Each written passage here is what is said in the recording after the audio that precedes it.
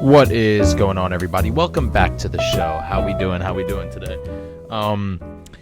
Make sure to like, comment, share, subscribe, follow that Twitter right down there. You already know the deal. Let's start off with the SAG Awards. We're going to review the SAG Awards. We're going to review Curb Your Enthusiasm, aka Larry David's greatest show. The SAG Awards were yesterday, and Joaquin Phoenix won for Best Actor in The Joker. He beat, Leo DiCaprio, all these great actors, and he won for The Joker, obviously 11 years after the one and only Heath Ledger, rest in peace, also won for The Joker.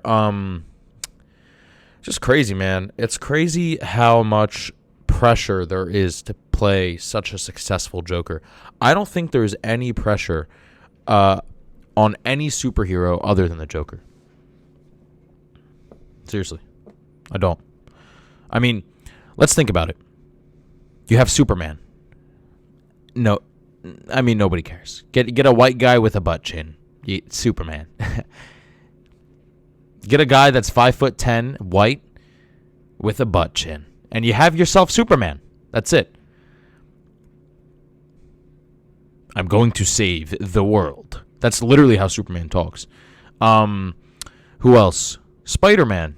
Get yourself a white 16-year-old with a small chin. Not a butt, a small chin. Small, preferably pointy chin. And you got yourself Spider-Man. That's it. Mary Jane, what's up? That's it. But the Joker, every single guy that played the Joker looked different. Every single time. Joaquin Phoenix looks nothing like Heath Ledger. Heath Ledger looks nothing like Jack Nicholson.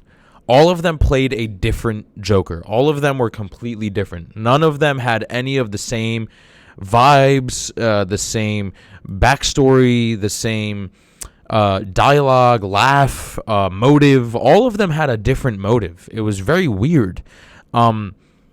Most of them wanted to see the world burn, but some of them wanted, revenge on a direct enemy. Other Jokers, like Jack Nicholson's Joker wanted revenge on Batman and Batman only.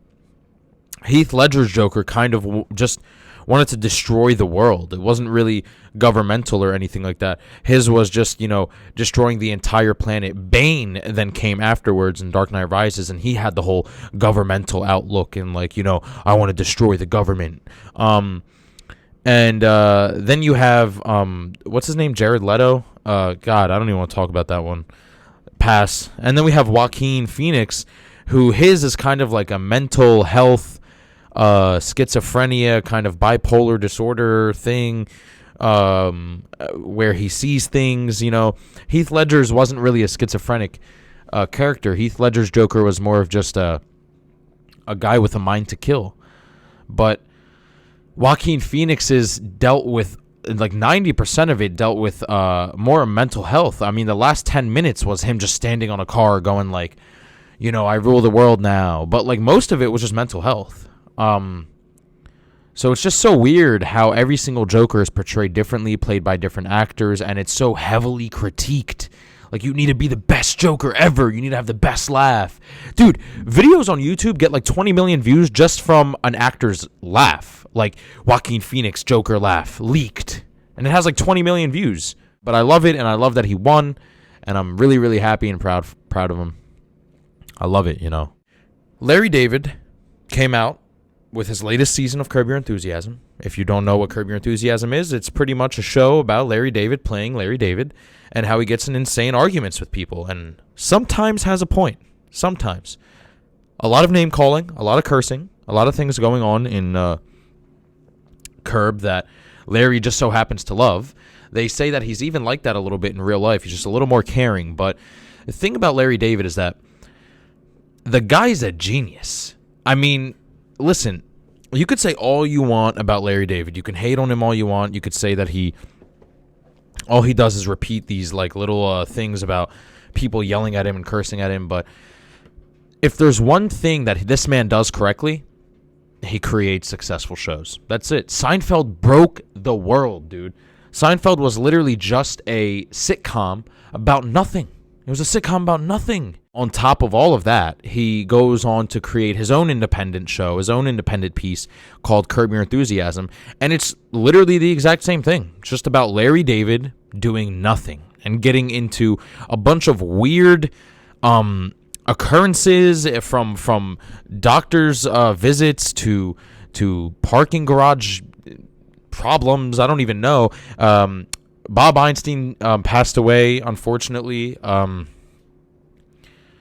He played Marty on the show, and that's extremely upsetting. But Curb Your Enthusiasm Season 10 is great. It attacks the Me Too movement. It talks about the relationship between Cheryl and Jerry. It attacks the Trump hate. It attacks a bunch of stuff, the whole PC culture. I mean, Larry David really goes in. Most of the time, these shows don't have motives, right? Most of the time, Larry just kind of does what he does. He walks into a room, and everyone in the room is like, why are you wearing pants? And Larry David's like, what's wrong with the pants? I want to wear pants. I want to wear pants. If you don't like the fact that I wear pants, that's it. That's Larry David's videos. That's every single Curb episode. Larry David walks into a mall. The cashier, excuse me, sir, those are $20. You're giving me $5. I don't agree that these are $20. Why are your pants $20? These are not okay. And the cashier goes, excuse me, sir, you're an idiot. And then he goes, I'm an idiot. I'm an idiot. I'm an idiot. You're an idiot. And then he just kind of walks away. That's every single Curb episode. But this season's just different. It has a motive. It feels like there's a motive behind it. It kind of shows a more politically incorrect point of view. It attacks a lot of viewpoints in the world today, whether it's pop culture, whether it's, in a Hollywood way, just everything has a motive now. And I don't know if I like that, but, with Larry David's personality mixed into it, I'm sure I'll like it, because he seems to have a lot of kind of old-fashioned, what are you doing? Kind of like a New Yorker, what are you doing? What are you doing kind of vibe, So when you mix Larry David's personality into these modern day ideal characteristics of life, you get a pretty solid season, honestly. I only watched the first 2 episodes. I'm not going to spoil it, but I was reading a bunch of reviews, and there's more of a motive between this season, but we'll see how it goes. All right, we'll see where it goes. I really do. Which brings me to my next point, driving. The reason why I bring this up is because I was driving today, and I almost got in an accident. Can anybody tell me why every single human being that drives immediately gets so angry as soon as they get behind the wheel? I swear to God, every time someone drives, they are the most angry version of themselves as soon as they turn the key or press the button in today's world or scan the face. I don't know how you turn on your car. In 2020, everything's a scan. Soon you're just going to get in the car just by scanning the whole car. You just stand there and you go like this. And then a car just shows up, and you're in it too, and you're already at your destination. Like, cars. Sorry, I was just laughing at myself, but cars. Yeah,